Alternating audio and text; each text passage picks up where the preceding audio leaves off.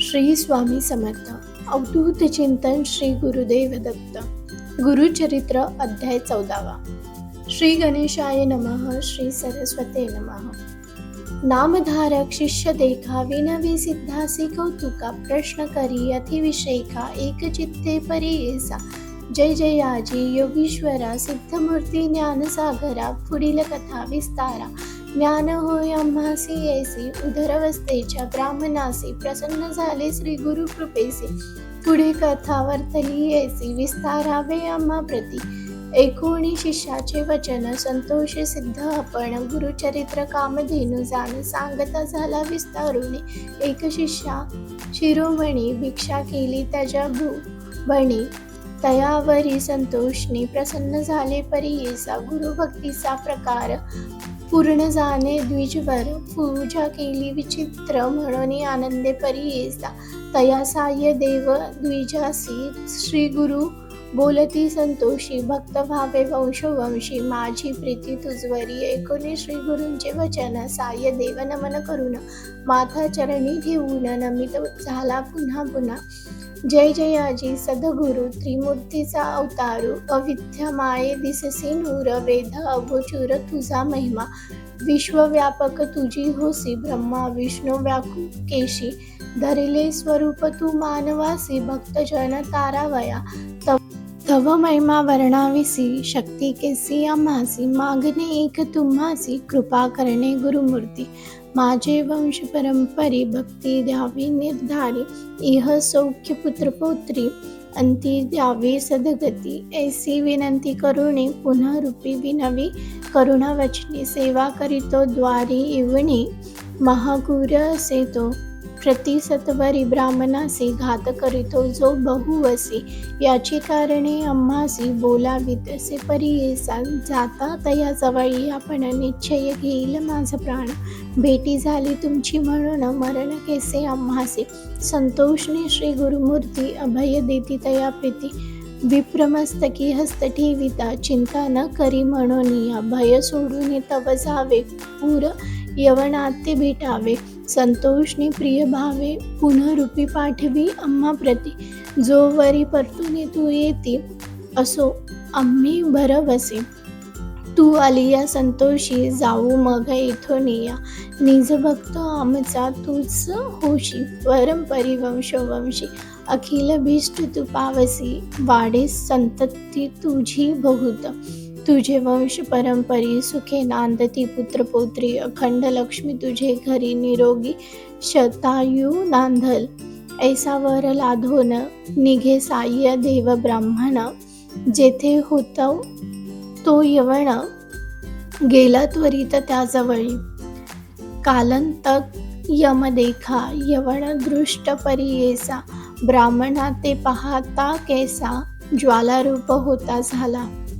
विन्मुख होऊन गृहांत गेला यवण कोपात. विप्र झाला भयचकित मणी श्री गुरु ध्यासते. कोप आलिया ओळबियासी केवी स्पर्श अग्निसी. श्री गुरु कृपा असे जयासी काय करील यवन दृष्ट.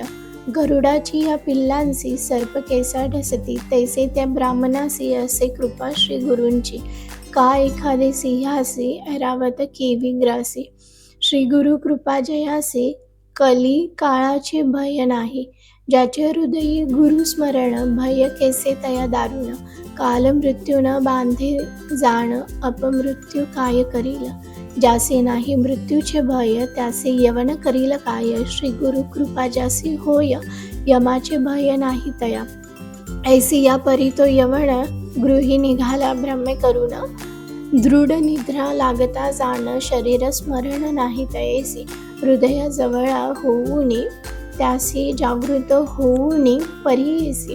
प्राणताख व्यर्थेसी कष्टाते तैवेळी स्मरण नसे काही. म्हणे शास्त्र मारितो घाई छेदन करीतो अवेळ पाही. विप्र एक आपणासी स्मरण झाले तैवेळी. धावत गेला ब्राह्मणाजवळी लोळ तसे चरण कमळी. म्हणे स्वामी तुझी माझा तू ते पाचारले येथे कवणी. जावे त्वरित परतोनी वस्त्रे भूषणे देऊनी निरोप देत तये वेळी संतोषनी द्विजवरी आला ग्रामी सत्वर गंगा तीरी जा लवकर.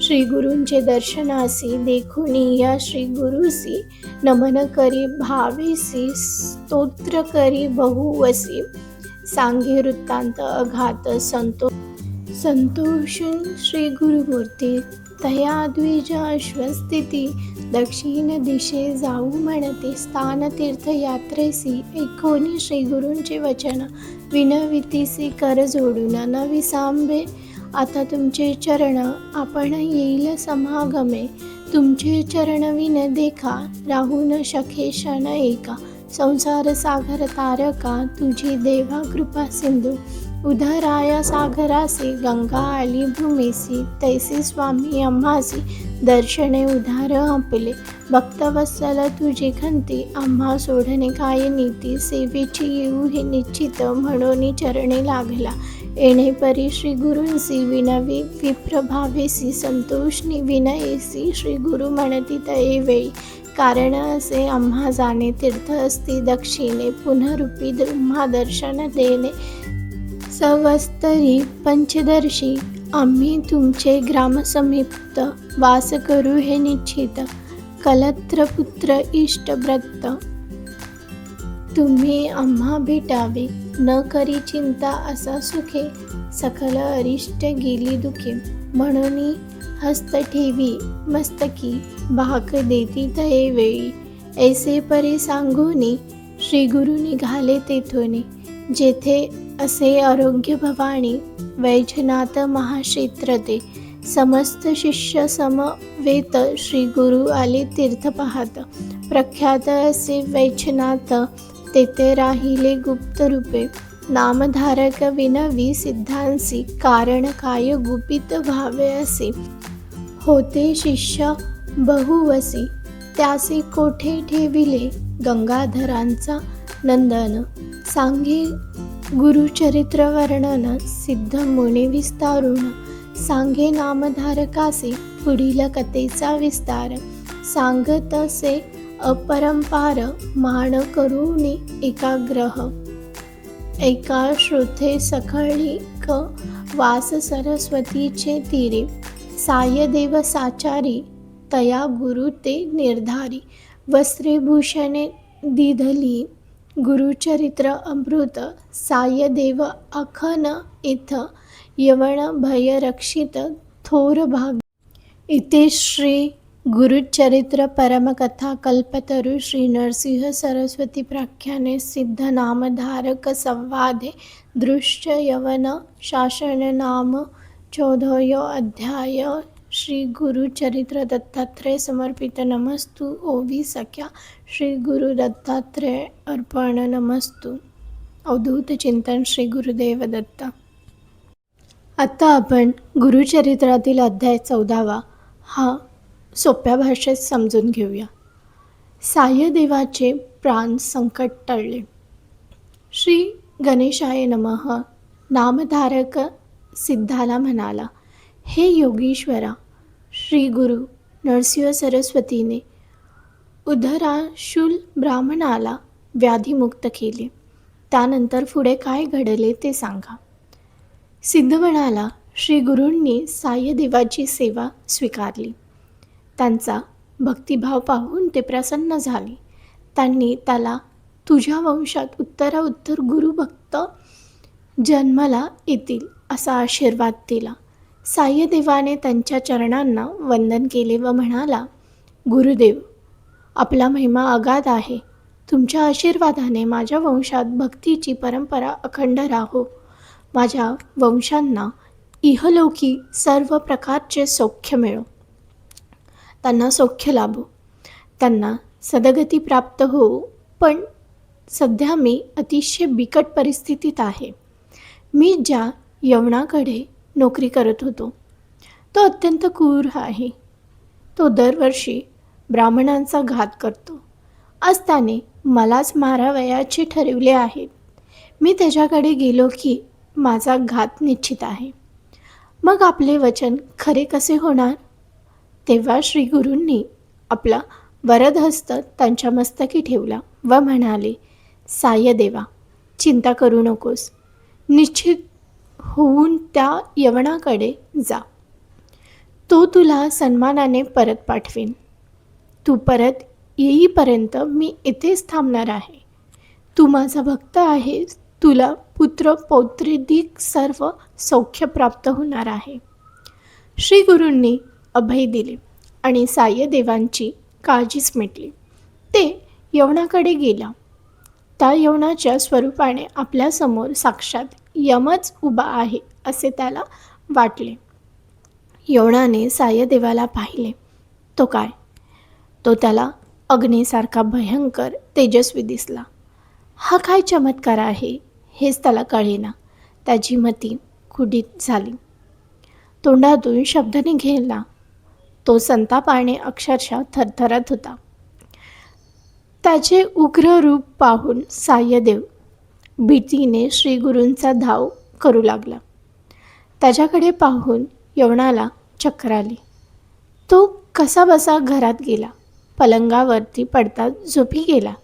तेवढ्यातच त्याला एक भयंकर स्वप्न पडले. त्यामध्ये एक तेजस्वी ब्राह्मण शास्त्रघात करून त्याच्या शरीराचे तुकडे तुकडे करीत असे दृश्य त्याला स्वप्नात दिसले. तो दचकून जागा झाला. त्यावेळी त्याच्या हृदयातून प्राणातिक काळ येत होता. तो घाबरला. या ब्राह्मणाचा घात केल्यास आपणही मृत्यू अटळ आहे हे त्याच्या लक्षात आले.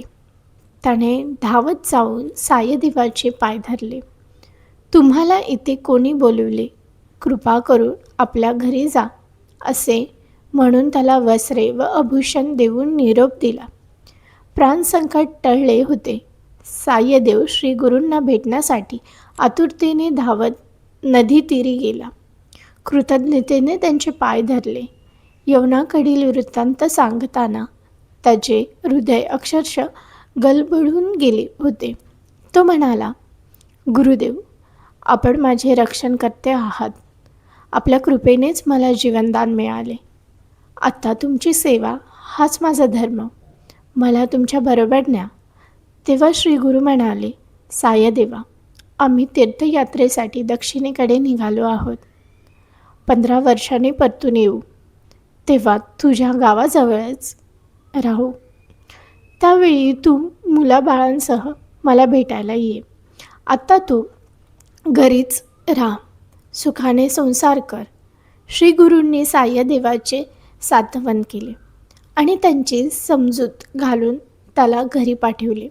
तेथून ते तीर्थयात्रा करण्यासाठी शिष्यासह वैजनाथ क्षेत्री गेले. तेथे स्वतःला कोठेही प्रकट न करता गुप्त रूपे राहिले. नामधारक म्हणाला, महाराज, श्री गुरूंनी आपले अस्तित्व तेथे का प्रकट केले नाही? त्यांच्या शिष्यांना त्यांनी कोठे पाठवले? सिद्ध म्हणाला, सांगतो. श्री गुरूंचे चरित्र अतिशय थोर आहे. ते तू शांतपणे ऐक. या अध्यायात सद्गुरूंच्या कृपेचं महत्त्व सांगितलेलं आहे. भक्तांनी श्रद्धा, विश्वास आणि निस्वार्थ भावनेने गुरूंची सेवा व स्मरण केल्यास त्यांच्या जीवनातील अडचणी, अडथळे दूर होतात. गुरु हेच ज्ञान, भक्ती आणि मोक्षाचे द्वार आहेत. त्यामुळे त्यांच्या कृपेने अशक्य वाटणाऱ्या गोष्टीही शक्य होतात. म्हणून गुरूंवरती विश्वास ठेवा, श्रद्धा ठेवा. तुमच्या भक्तीमध्ये सदाचार ठेवा, ज्यामुळे तुमच्या आयुष्यामध्ये सुख, शांती, समृद्धी आणि आध्यात्मिक उन्नती प्राप्त होईल. ज्यांच्यावरती सद्गुरूंची कृपा असते त्यांचे सगळे मनोरथ पूर्ण होतात. जर तुम्ही देखील एक स्वामी भक्त असाल, गुरुभक्त असाल, तर तुमच्या आयुष्यात जर काही अडचणी आल्या असतील तर त्या दूर करण्यासाठी तुम्ही या ग्रंथाचं रोज वाचन किंवा ऐकणं जरी सुरू केलं तरी त्या अडचणी दूर होऊ शकतात. असं खूप साऱ्या भक्तांचे अनुभव आहेत की त्यांनी या अध्यायाचं वाचन किंवा ऐकणं सुरू केलं, त्याच्यानंतर त्यांचे. आपण लवकरच भेटूया अशाच काही उपयुक्त माहितीसह.